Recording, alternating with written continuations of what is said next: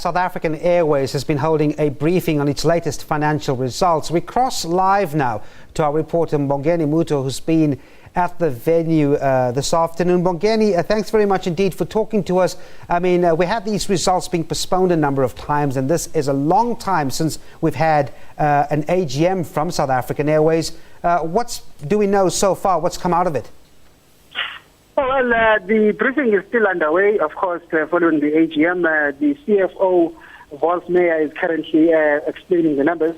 The group CEO, the acting group CEO, spoke first and kind of outlined the latest developments in the global aviation industry.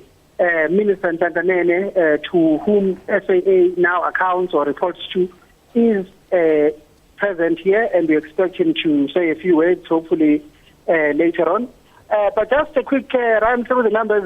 SAA says last year, the year ending 2014, its revenues grew by 12% to 30 billion rand, but still, it still made an operating loss of 374 million rand overall.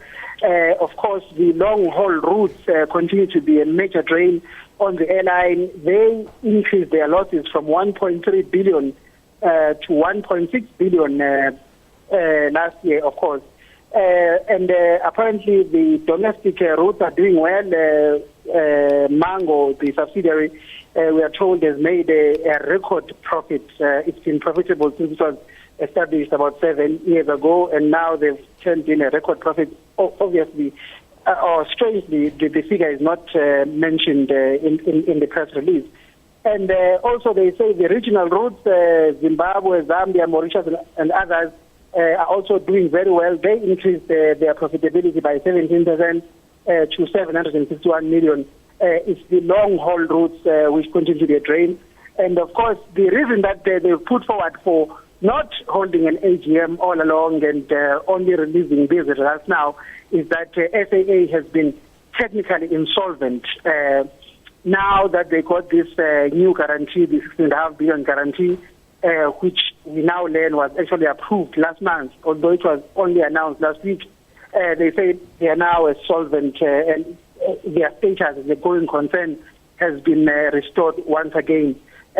We, of course, hope to hear from the Minister of Finance as to how government plans to ensure that going forward, once again, if National Treasury has got any confidence or new ideas on how SAA can stand on its own and not have to rely on government bailouts time and time again to stay in the skies, Devin. All right, and I'm sure you'll give us all the details in our later bulletins. Mbongeni Mutwa there, giving us an update on that SAA briefing of the AGM. And now for a look at some of the market-related highlights of this week.